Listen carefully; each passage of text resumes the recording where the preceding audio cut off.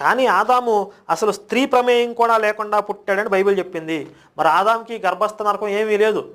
ఈ మలమూత్రాలతో నిండి ఉన్నటువంటి గర్భాశయంలో జీవించడం, 9 నెలల అవస్థలు పడటం లేదు. స్త్రీ యోనులోంచి బయటికి రాలేదు. డైరెక్ట్గా అసలు స్త్రీ పురుష ప్రమేయం లేకుండా హామ్ పట్ అనగానే ఆదాము వచ్చేసాడని చెప్పి బైబిల్లో ఉంది. ఆ విధంగా ఆదాము యేసు కన్నా పరిశుద్ధుడు అని అర్థం వస్తుంది. కానీ ఆదాము పాపం చేశాడు, యేసు పాపం చేయలేదు అంటారు. ఇక్కడ ఒక మెలిక.